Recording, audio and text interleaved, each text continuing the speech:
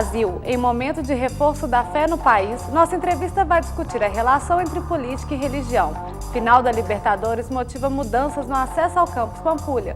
Linguagem corporal. Crianças de 0 a 3 anos são educadas de forma criativa. E ainda nessa edição, como fazer a baliza, no Fica a Dica da Semana do Motorista. O Circuito FMG começa agora.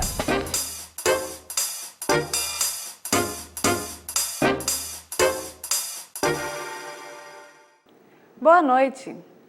Professores de crianças de 0 a 3 anos participam de projeto de extensão da UFMG. Por meio da linguagem corporal, o curso de dança da universidade mostra como o corpo e o aprendizado podem se unir. Confira agora na reportagem de Leandro Lourenço.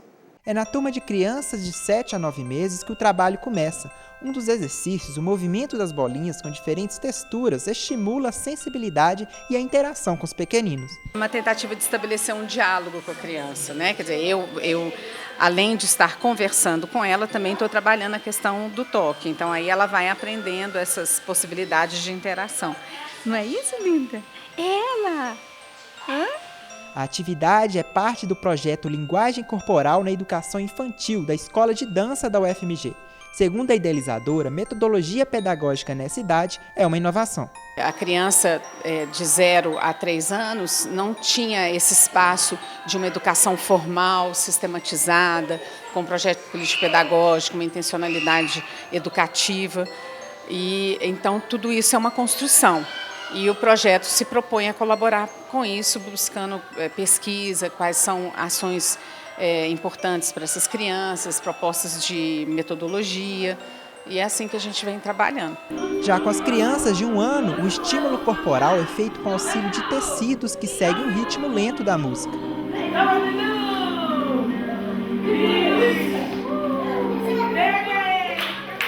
Já na música mais animada,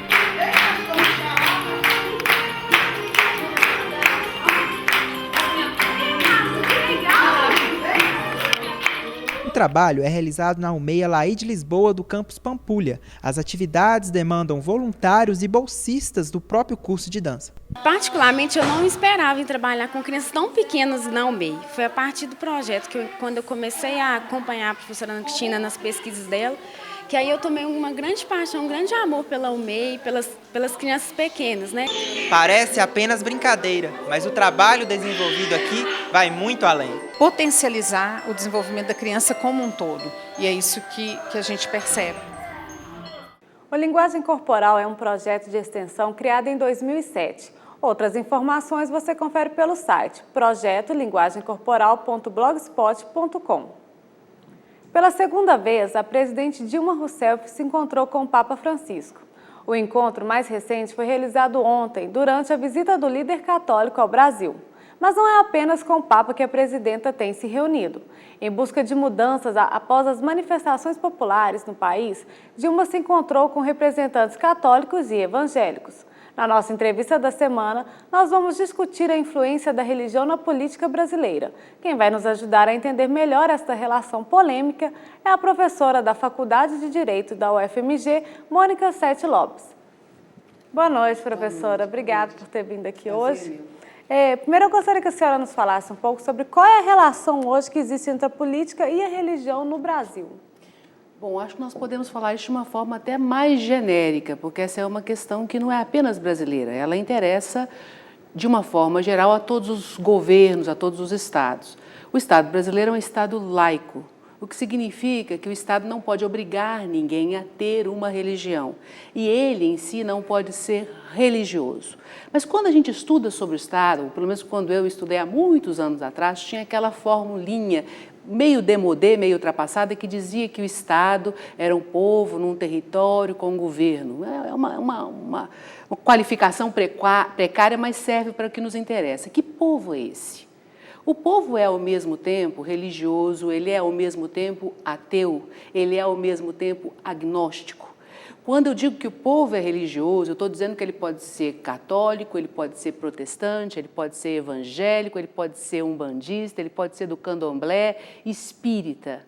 O fato é que quando o Estado age, ele tem que ouvir todos, ainda que ele não possa fazer uma opção rigorosa por uma dessas vertentes religiosas, ou mesmo pelo ateísmo. Ele tem que ouvir dos ateus aos religiosos mais ortodoxos. Isso é o papel de uma democracia.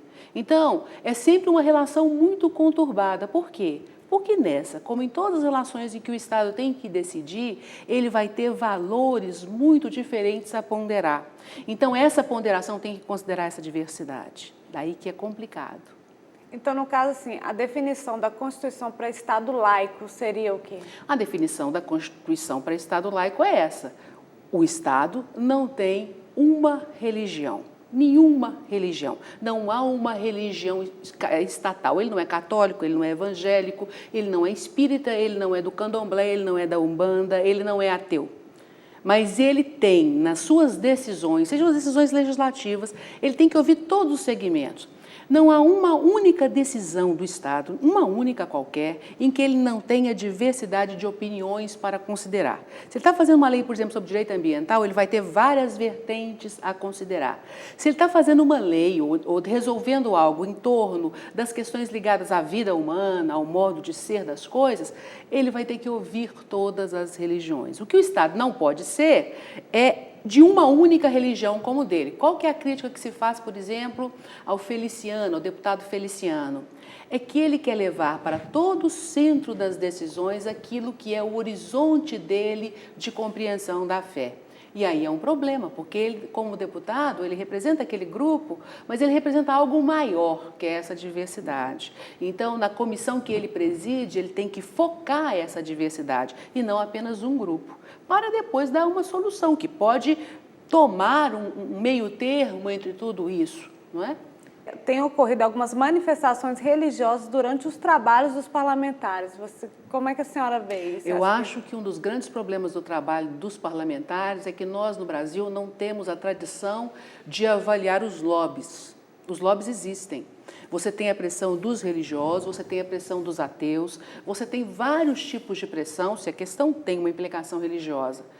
Da mesma forma como você não avalia os lobbies quando está resolvendo, por exemplo, uma questão sobre uma lei que vai disciplinar a terra, quantos interesses são ali levados a esses deputados? Então, nós temos que compreender isso. Se é uma questão que afeta o interesse de várias pessoas, os lobbies vão existir. O problema é que eles não podem ser escondidos, eles têm que ser trazidos à cena, né, ao debate público, para que essas questões sejam enfrentadas, sejam discutidas dentro de uma cena ampla, na televisão, como nós estamos fazendo aqui agora, nas casas, né, nos lugares, nas escolas, nas faculdades, em todos os lugares. Isso é que é um exercício democrático. Mas antes da questão do lobby, dessa influência, assim, mas estou dizendo mais a questão, por exemplo, orar durante uma sessão parlamentar, igual aconteceu, cantar hinos religiosos. Isso não é uma conduta que seja a melhor. O que não quer dizer que o Estado se transforme no Estado religioso por causa disso. Porque o que nós temos visto é que todos os hinos são cantados, não é? Então, é claro que alguns com mais força, com mais prevalência. Isso não é o ideal, digamos assim. Mas é algo que tem que ser compreendido dentro de uma escala maior de fonte de pressão. Então, eu tenho que entender isso como meio de pressão por uma decisão. E nós todos temos que trabalhar isso e entender isso como algo que é próprio da democracia. E amenizar isso dentro da linguagem da busca de um consenso. Entendeu? Eu acho que tem que dosar isso como uma manifestação. Da mesma forma como vai alguém lá e grita, por exemplo, contra alguma coisa. É um hino. É um hino diferente, mas é um hino. É uma manifestação do interesse daquela pessoa. No caso, a senhora disse que o negativo seria um lobby, uma influência escondida, mas inclusive nos casos em que ela é aberta, por exemplo, o caso do aborto, a discussão não tem sido feita porque existe uma pressão da bancada religiosa de que não se haja uma discussão a fundo, em que o parlamento não tome uma posição política, enquanto no mundo inteiro está sendo discutida. A senhora acha que isso é uma questão saudável? Ou... Não, eu acho que todas as questões têm que ser discutidas. O aborto, inclusive. E o aborto tem que ser discutido dentro de um plano estatístico, porque o aborto é um problema pessoal, né? Cada um de nós sabe se faria, mulheres sabemos se faríamos ou não um aborto, não é? É uma questão dramática. E o fato de haver uma lei que proíba ou não o aborto, ele não altera uma questão fundamental, que é a questão da prevenção da gravidez de alguém que não quer. Então, a questão do aborto ela tem que ser muito discutida assim, porque ela não é apenas a questão do aborto, é de alguém que fez sexo sem proteção e um sexo casual, ou então que não quis. Quer dizer, nós vamos ter várias vertentes desse exercício de sexualidade que tem que ser muito claramente discutidos. Então, eu acho que tem que ser discutido sim. E não apenas no resumo da situação, mas a partir de todo o contexto que ela envolve, que é uma gravidez indesejada em alguém que assumiu o risco, inclusive, de ter uma doença sexualmente transmissível por causa desta relação. Você acha que a vinda do Papa ao Brasil ele lança à luz essas discussões aos grupos de minorias, as manifestações que vem acontecendo? Ou a senhora acha que abafa essas discussões que estão sendo feitas? Eu não sei, eu não tenho assim uma linha religiosa muito rigorosa. O que eu leio sobre o Papa, ele tem algumas manifestações que são muito interessantes. Então, o que virá disso é o que a gente vai ver. Vão depender do que ele fizer e do que ele falar, da mensagem que ele transmitir, né?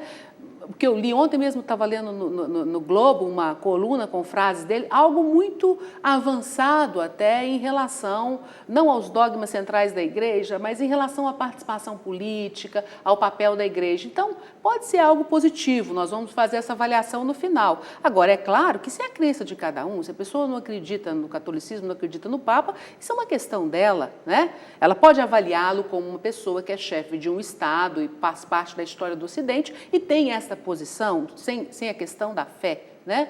Mas isso aí é uma avaliação que tem que ser feita com muita abertura sempre, a partir daquilo que ficar disso. Professora, eu agradeço a sua atenção, agradeço por participar com a gente sabe que esse assunto é bem polêmico. Muito obrigada por ter vindo. Muito obrigada e gostei muito de participar, porque eu acho que a gente tem que discutir isso. Não é? Obrigada a você, querida. Fica a dica, na Semana do Motorista, nosso especialista ensina truques para se dar bem no exame de direção. Hoje a dica é para fazer a baliza. Confira!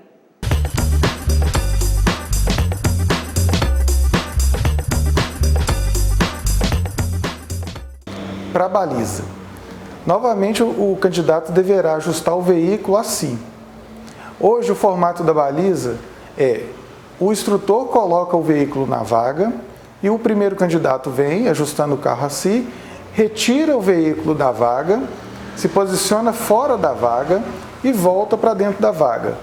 Como ele vai se portar? Ele deve observar se tem algum veículo passando, ele deve sinalizar, ele deve observar se tem alguém atrás de você, atrás dele, e com calma colocar o veículo na vaga, em velocidade constante. Não é necessário parar a baliza, não é necessário. Se ele sentir que ele está muito rápido, ele pode diminuir usando o freio, usando a embreagem. Colocou o veículo na vaga, se ela ficar perfeita nessa primeira fase, não é necessário consertar o veículo para frente. Se ela não ficou perfeita, ele pode consertar o veículo para frente. Não pode cometer faltas graves, como tocar em um dos cones, bater forte no meio-fio, sair sem olhar, fazer o exame sem o cinto. Nesta quarta, o Atlético Mineiro enfrenta o Olímpia na final da Libertadores. O jogo acontece no Mineirão e, por isso, algumas mudanças no controle de acesso ao campus Pampulha vão ocorrer. Nesta quarta-feira, o controle de entrada de veículos na UFMG começa mais cedo, às 5 horas da tarde. Para acessar o campus, o estudante deve apresentar a credencial do Sincrev, Sistema de Credenciamento de Veículos, ou comprovante de matrícula e identidade. Além disso, o estacionamento do ICB estará fechado. Por conta do jogo, a BH Trans elaborou um sistema especial de trânsito. Os detalhes você confere no site www.bhtrans.pbh.gov.br. Isabela Rezende para o Circuito UFMG. O Circuito UFMG de hoje fica por aqui. Boa noite e até amanhã.